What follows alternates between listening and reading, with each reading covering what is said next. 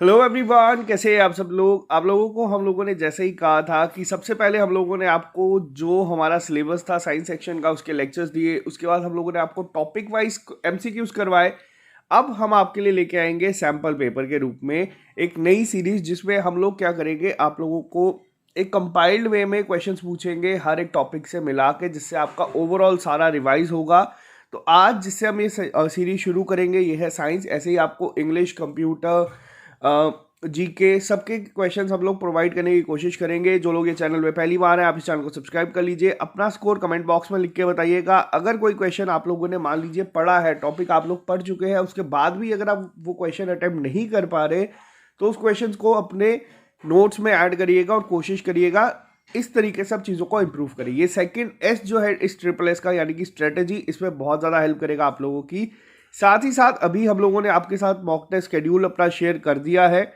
अब इन mock test में हम लोगों को ये नहीं देखना कि हम क्या इंप्रूव कर रहे हैं, किस तरीके से जा रहा है। अब हमें सिर्फ देखना है कि हम लोगों का रैंक क्या आ रहा है इन टेस्ट में। नवंबर का मॉक टेस्ट शेड्यूल में आप लोगों के सामने ले आया था। 15 तारीख से आपका ये शुरू होगा। फाइनेंस अकाउंट असिस्टेंट का पहले होगा मॉक टेस्ट 7, उसके बाद होगा जूनियर असिस्टेंट का टाइप टेस्ट, जूनियर असिस्टेंट का टेस्ट 4। इसमें जिन लोगों का फेज 2 में टाइपिंग टेस्ट है वो लोग अटेम्प्ट नहीं करेंगे। फेज फर्स्ट जो क्वालिफाई कर चुके हैं और जिनका फेज थर्ड में यानी कि नेक्स्ट मंथ है, वो लोग इसको आराम से अटेम्प्ट करें। फिर आएगा आपका एक मेजर रिक्रूटमेंट जो अभी हाल ही में है असिस्टेंट रजिस्ट्रार की, जिसका एग्जाम आपका सेकेंड वीक ऑफ दिसंबर में होगा। टेस्ट 3 इसका हम लोग देंगे। उसके बाद एसआई फाइनेंस का हम लोग टेस्ट देंगे। ये सेम टेस्ट आपके सब ऑडिटर का जो 10 तारीख को एग्जाम है, सेम मिलता जुलता पेपर है आपका।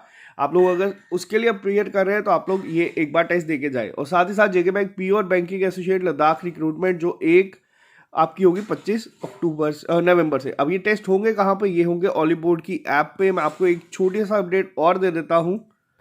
अगर ये वीडियो आप आज ही देख रहे हैं यानी कि 6 नवंबर को, तो आज अगर आप ये टेस्ट लेना चाहते हैं तो आपको ये 35% डिस्काउंट पे मिल जाएगा ऑलिव बोर्ड की ऐप पे। जो वीडियो लेक्चर्स है यानी कि फाइनेंस अकाउंट असिस्टेंट के और जूनियर असिस्टेंट का पूरा सिलेबस यहाँ पे इनकी टीम ने करवाया है। सब आपको डिस्काउंटेड रेट पे मिल जाएगा। इसके अलावा आपको समरी नोट्स मिल जाएंगे हर एक एग्जाम के जो भी अभी JNK में कंडक्ट हो रहे हैं। और साथ ही साथ आपको टेस्ट सीरीज मिल जाएगी जो मैंने अभी आपको शेड्यूल शेयर करा उसका। तो ये आपको क्या करना है, ऑलिव बोर्ड की ऐप को डाउनलोड करना है। वहाँ पे साइन अप करने के बाद JNK एग्जाम्स में जाना है, आपको मिल जाएगा कूपन कोड। अगर आप लोग वहाँ पे दिवाली लिख लेंगे, ये सिर्फ आज तक ही अवेलेबल है और 35% की सेल अब ये नहीं आएगी, ये भी मैं आपको बता देता हूँ।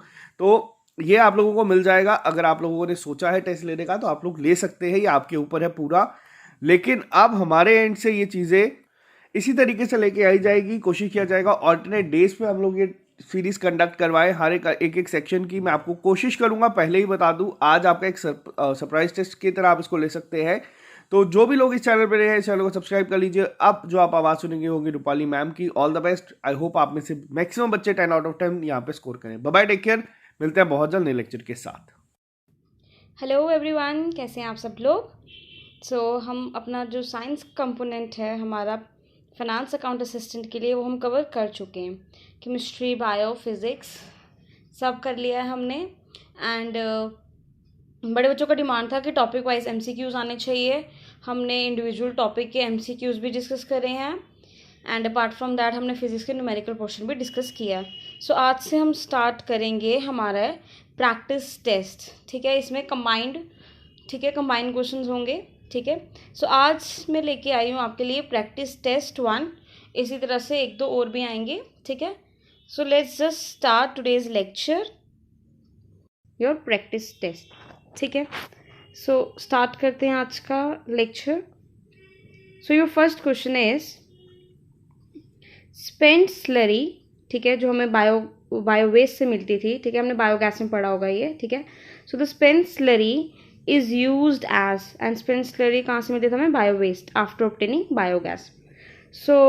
उसको किसे यूज करते हैं, option A fuel, option B manure, option C food for livestock, और option D used again for generating biogas. You can mark your answer. And the right answer is spent slurry is used as manure. Option B is correct. Fine. Option B is correct. That is manure. Next is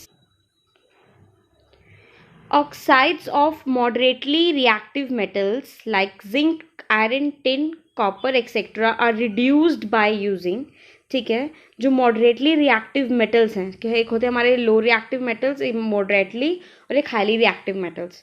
सो जो oxides हैं हमारे moderately reactive metals के, उसको हम किस तरह से reduced कर सकते हैं. So your options are, option A is aluminium as reducing agent, B sodium as reducing agent, option C carbon as reducing agent, or option number D, that is calcium as reducing agent.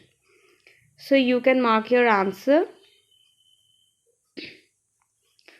So the oxides of moderately reactive metals are reduced by using carbon as reducing agent. So option number C is correct. ठीक है, उसको हम किससे reduce करते हैं, जो moderately reactive होते हैं, by using carbon as a reducing agent. Next is green house effect. So green house effect is caused by which of the following rays. ठीक है, हमने देखा था कि किस तरह से सन की रेज जो है पड़ती हैं अर्थ पे, कुछ रिफ्लेक्ट बैक होती हैं, कुछ एब्जॉर्ब होती हैं. ठीक है, हमें बताना है कि पर्टिकुलरली किस रेस की वजह से ग्रीन हाउस इफेक्ट होता है. So option A is UV rays, option B X rays, option C infrared rays, और option number D gamma raise.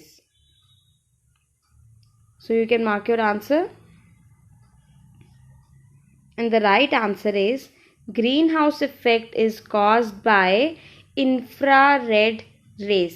So option number C is correct. Next one is, so this is a graph based question. So there are 4 cars A, B, C and D that are moving on a leveled straight road. ठीक है, their distance time graph are shown in the figure below. Which of the following is correct statement regarding the motion of these cars? So actually this D, C, A, B, these are your cars, and this is distance time graph.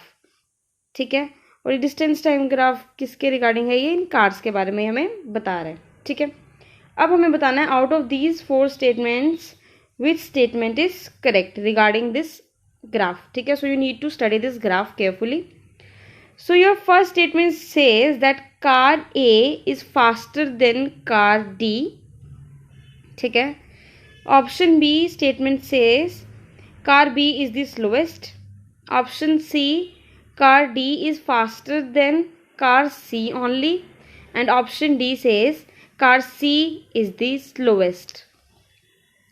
So study this graph carefully and mark the correct statement. So the right answer is car B is the slowest. जो ये है, ये हमें क्या बता रहा है, सबसे नीचे जो है ये हमें ये बता रहा है कि कार B जो है वो स्लोवेस्ट है.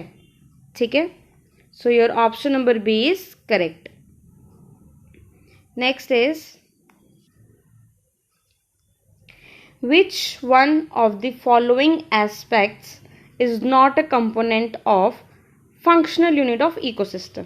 ठीक है, जो हमारा इकोसिस्टम का फंक्शनल यूनिट है उसका जो है हमें बताना है कि कौन सा कंपोनेंट नहीं है. ठीक है, हमने फंक्शनल यूनिट ऑफ इकोसिस्टम में कुछ चीज़ें पढ़ी थी. ठीक है, हमें बताना है कि इसमें से कौन सा कंपोनेंट उसके अंडर नहीं आता. So option A is productivity, option B is decomposition, option C is energy flow, और option D ecological pyramids. So you can mark your answer,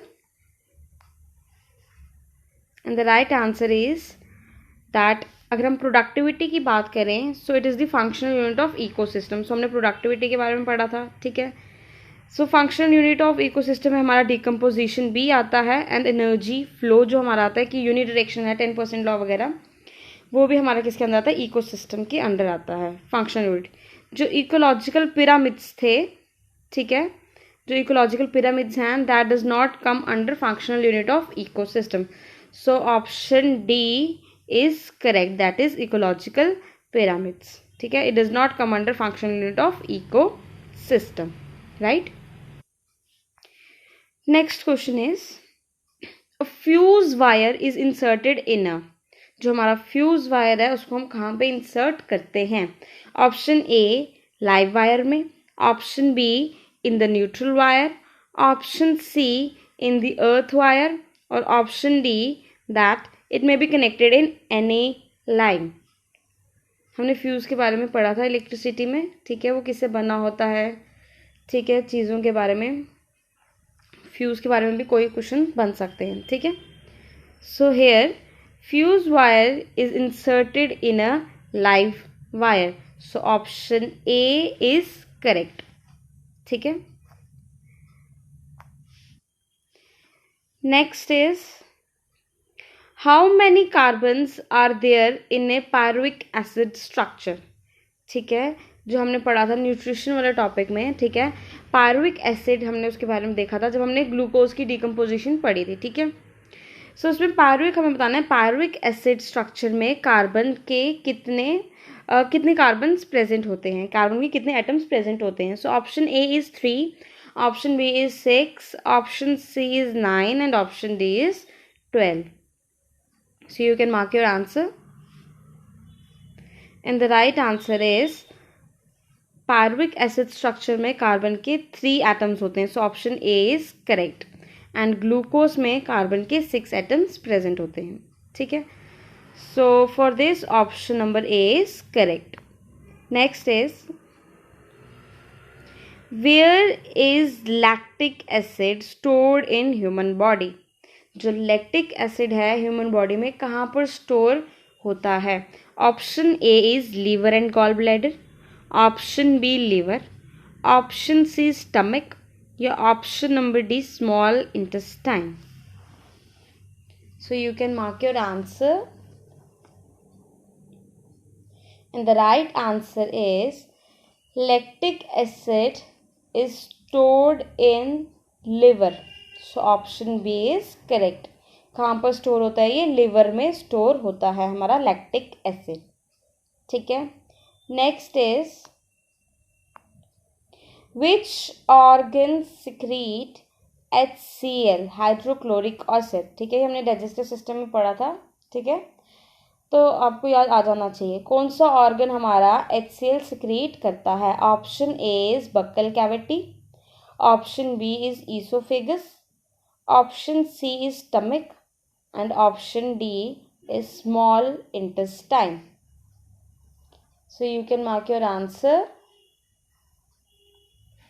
and the right answer for this question is the organ which secrete HCl is stomach, ठीक है। and apart from that stomach और भी चीज़ें secrete करता है like mucus and some digestive enzymes, ठीक है।